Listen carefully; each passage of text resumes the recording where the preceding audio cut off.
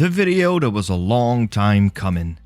Drug Dealer Simulator 2 finally brought achievements to Steam, and after completing the first game, naturally we had to complete this too.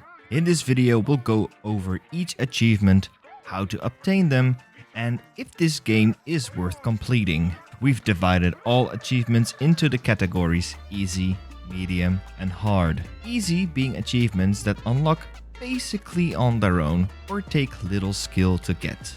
Medium achievements take more effort to complete but aren't very complicated. Hard are the ones that require the most time, focus, or are just a lot more difficult to finish. Let's get into them. Easy. All that glitters is not gold. Embers are one of the earliest side quests you'll get, and both the beaches of Small Island and Archipelagos are filled with them. These types of achievements are nice to obtain when you're waiting for a wanted timer to finish. More on that later. Scareface. This one goes quite automatically, especially later in the game when the thugs have knives and machetes.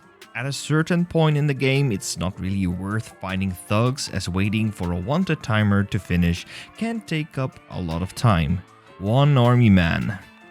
Once you've made it to Dueño del Mar, there will be parts of patrolling soldiers. Once aggroed, they are quite fast, and they will also instantly try to kill you once you have the wanted tag.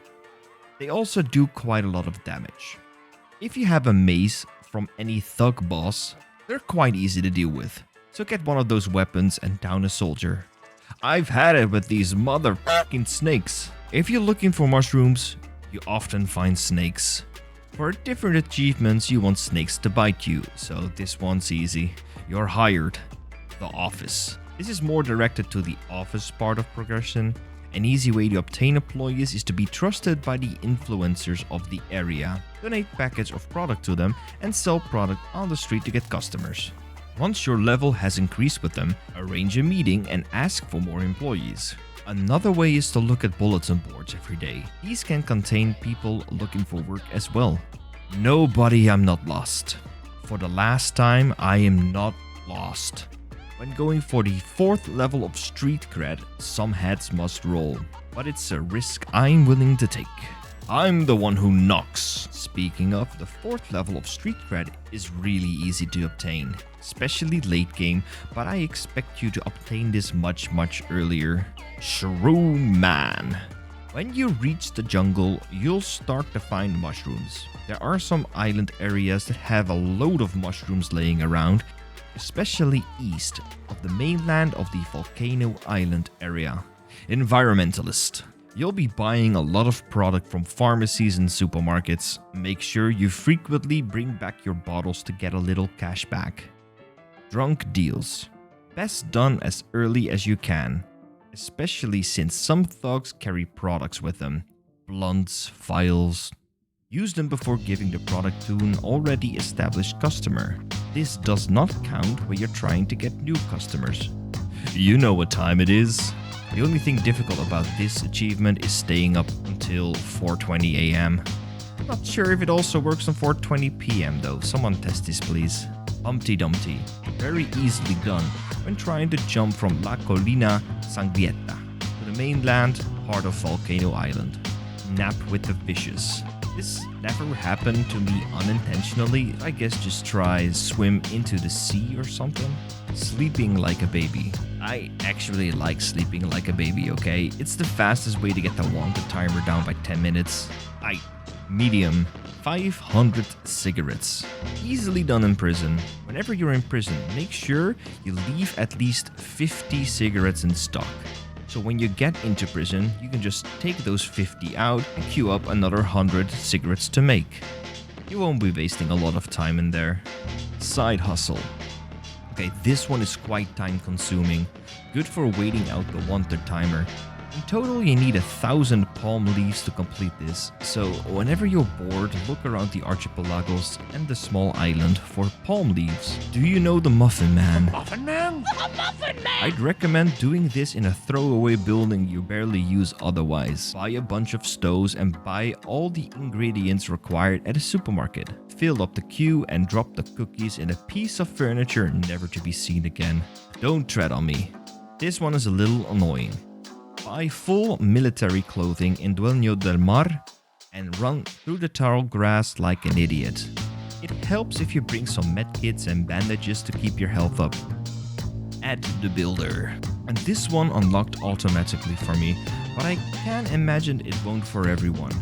If you do all of your work in one base, it can be tedious, but if you have multiple operations, it can be done relatively easily.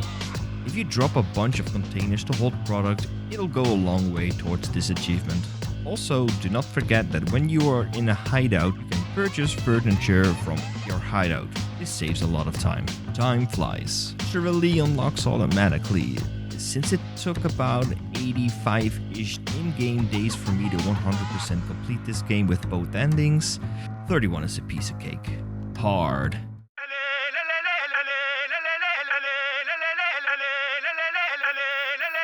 Alright, so to unlock these, you need to use a blunt, an amp vial, a meth vial, an opium pipe, hash, cocaine vial, and dirty shrooms. Make sure you don't wash the shrooms. Never let you down, how dare you. 4th of July, snitch. Alright, take a seat. On your first playthrough, you'll be able to get at least one achievement for Benita and one for the side you'll pick at the end. Place close attention to what I'm telling you right now. When you unlock one of Benita's achievements, quit out of the game before saving and redo that same mission. Make sure you do save the game before attempting that mission. There's a garage south of La Colina Sagrieta near the long hanging bridge that's an easy place to save and redo the mission. If you've already done the mission and are looking for the fastest way to get the other one done, go to the main menu of the game and load the save file that's closest to this mission. Do the mission with a different outcome and you got it. We'll apply the same tactic for the final mission. Make sure when signing with the cartel to never include a GPS and with the Americans to always include a GPS. The split between them comes after doing the food rations quest, so you only have to reroll until the combat rations quest, which is also the most annoying part of the end missions as they require a lot of crafting to be done. The radio parts and IED parts are quite easy and I'll show you in which locations you can get the most parts. Remember that these locations are on a 2-day lockout, so it will take 2 in-game days for the items to return again. This is the perfect time to grind out the palm leaves and get those baskets done. Otherwise, it's a long wait until you can actually just play the game again. This is by far the most annoying mechanic in this game and it makes me wish for the time skip feature in the first game again. I understand it wouldn't completely work with the crafting mechanics, but keeping it like this is just plain unfun. We are using the IED part for other achievements as well, so get used to being wanted 24/7. I'm on a boat. This achievement refers to the Bon Voyage, which costs a couple of million to buy. Through deals, it can take a while before accumulating this much cash, but through getting IED parts every 2 days, we speed this up quite quickly.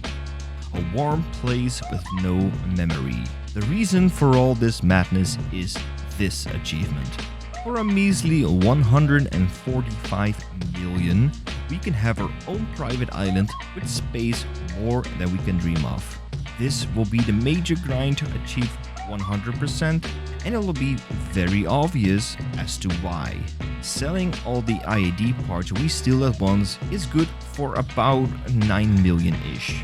So if we were to buy our island with only IED parts, it'll take us about 16 heists, counting about 32 in-game days.